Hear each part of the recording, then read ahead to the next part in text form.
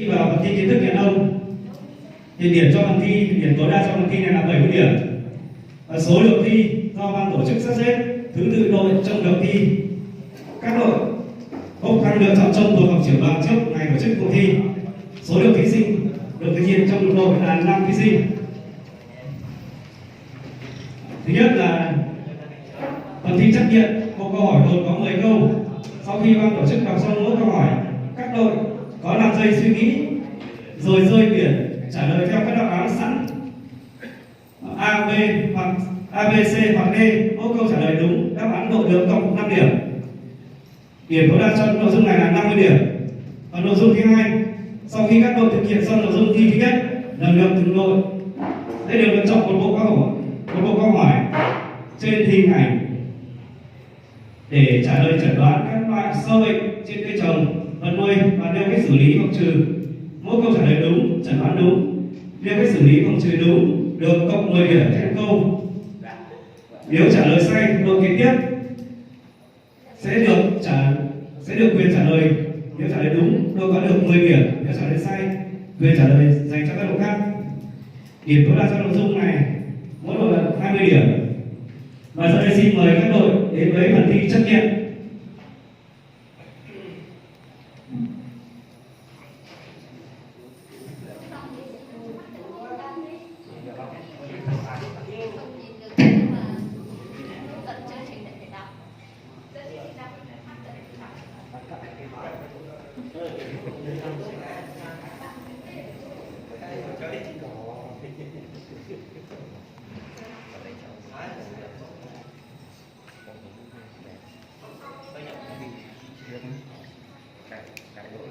Câu 1. Nghị định 98 năm 2018 ngày 5 tháng 7 2018 của Chính phủ về chính sách khuyến khích phát triển hợp tác liên kết trong sản xuất và tiêu thụ sản phẩm nông nghiệp quy định liên kết trong chuỗi giá trị sản phẩm nông nghiệp là A. Hình thức liên kết trong sản xuất nông nghiệp theo chuỗi giá trị cung ứng vật tư, dịch vụ đầu vào sản xuất, sơ chế hoặc chế biến. B. Hình thức liên kết trong sản xuất nông nghiệp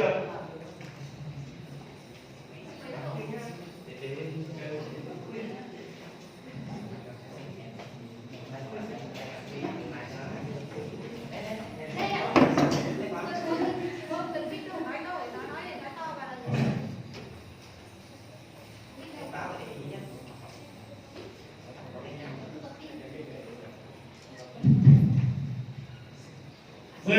Hình thức liên kết trong sản xuất nông nghiệp cho chuỗi từ cung ứng vật tư, dịch vụ đầu vào, sản xuất, sơ chế, chế biến gắn với tiêu thụ sản phẩm nông nghiệp.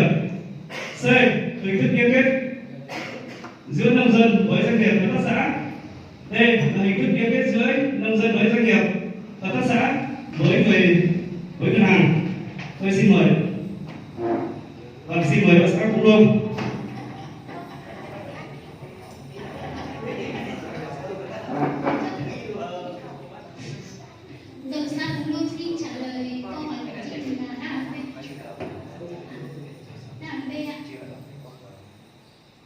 Vâng, xin chúc mừng, đây là một câu hỏi chính xác. Câu hỏi số 2.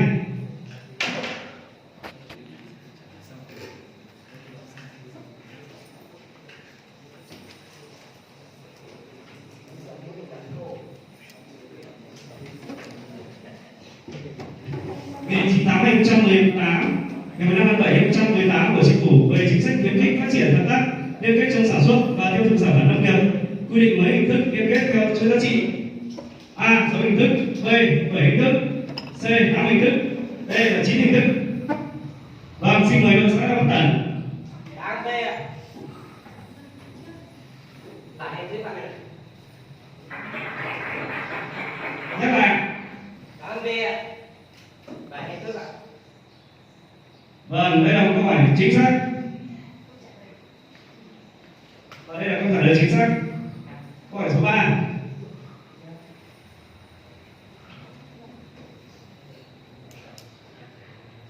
Bộ tiêu chí quốc gia về xây dựng nông thôn mới giai đoạn 2021-2025 có bao nhiêu tiêu chí và chia làm bao nhiêu nhóm? A. 16 tiêu chí và chia làm 4 nhóm. B. 17 tiêu chí và chia làm 4 nhóm. C. 18 tiêu chí chia làm 5 nhóm. D. 19 tiêu chí và chia làm 5 nhóm. Vâng, xin mời đội xã dưới trung bình. Dạ, câu trả lời là D. 19 tiêu chí và 5 món. Vâng, xin chúc mừng đội xã dưới trung bình. Và đây là một câu hỏi chính xác.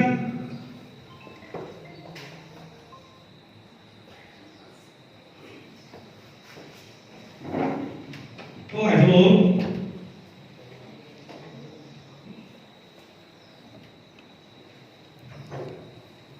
Trong sự nghiệp xây dựng nông thôn mới hiện nay, lực lượng nào giữ vai trò nòng cốt, chủ thể trong xây dựng nông thôn mới?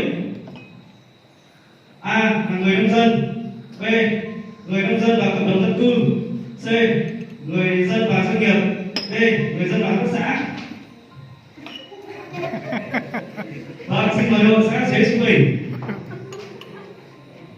Dạ, đội trung bình trả lời là A, D. Người nông dân và cộng đồng dân cư. Vâng, xin chúc mừng đội xã Diệu Bình và đây là câu hỏi chính xác. Câu hỏi số 5.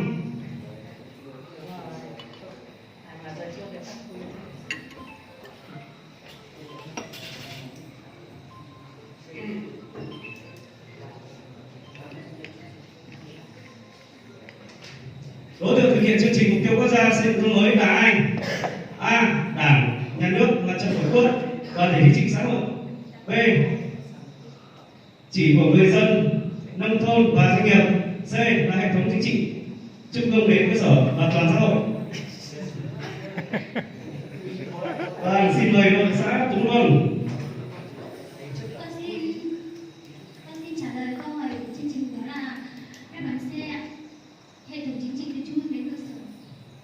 Vâng, xin chúc mừng đội của xã Tú Luân và đây là một câu hỏi chính xác. Tao trả lời cả chú mừng.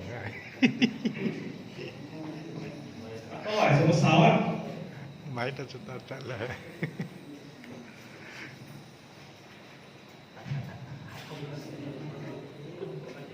Theo nghị quyết 69 2020 ngày 16 tháng 12 năm 2020 của Hội đồng Nhân dân tỉnh Yên Bái về ban hành quy định một số chính sách hỗ trợ phát triển sản xuất nông nghiệp và thủy sản tỉnh Yên Bái giai đoạn 2021-2025, mức hỗ trợ chi phí mua con giống mới để chăn nuôi trâu bò có quy mô từ 10 con trở lên là bao nhiêu?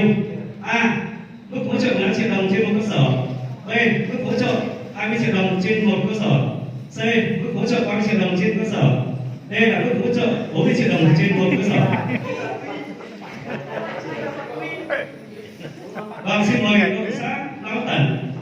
Rất biết là đội xã Hùng Luông Lão Quy. Đáp án C ạ. Mức hỗ trợ là 30 triệu đồng trên một cơ sở ạ. Vâng, xin chúc mừng đội xã Lão Tẩn. Và đây là một câu hỏi chính xác. Câu hỏi số 7.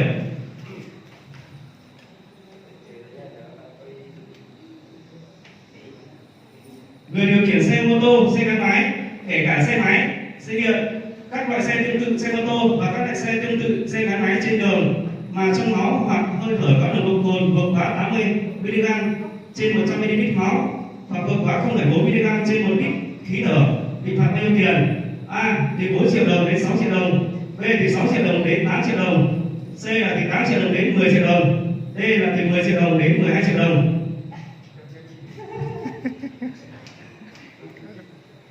Vâng, xin mời đội của xã Dưới Đức Bình. Dạ, đưa mình trả lời là B, 6 triệu đến 8 triệu đồng. Vâng, xin chúc mừng đội xã Đức Bình đã được cộng. Đã được cộng điểm. Đây là câu hỏi chính xác. Câu 8.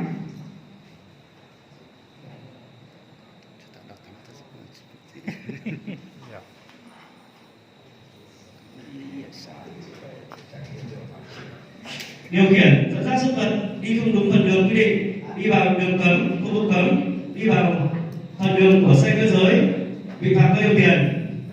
A. Từ 40 đến 80 triệu đồng. B. Từ 50 xin lỗi, A. Từ 40.000 đồng đến 80.000 đồng.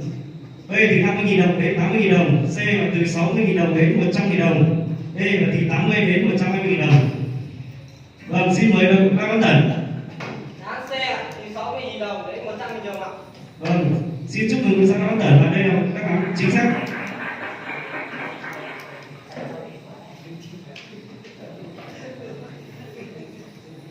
Câu hỏi số 9 ạ.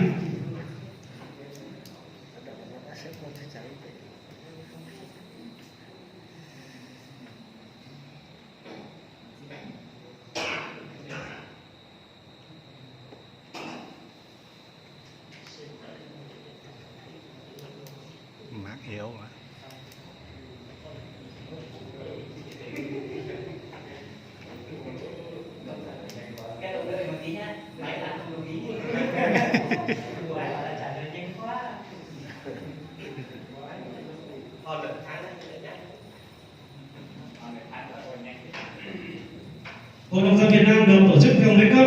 A. 3 cấp trung ương tỉnh huyện. B. 4 cấp trung ương tỉnh huyện và cấp xã. C. 5 cấp cấp trung ương tỉnh huyện xã và các cấp. D.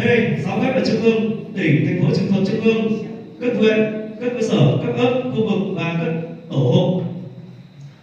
Và xin mời đội xã Phú Lương. Tôi xin trả lời câu hỏi này là bốn cấp ạ, thì cấp trung ương, tỉnh, huyện và cấp xã. Vâng, xin chúc mừng đội xã Phú Lương và đây là một câu hỏi chính xác. Câu hỏi số 10.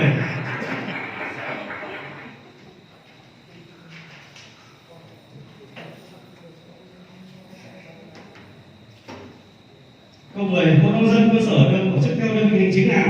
A.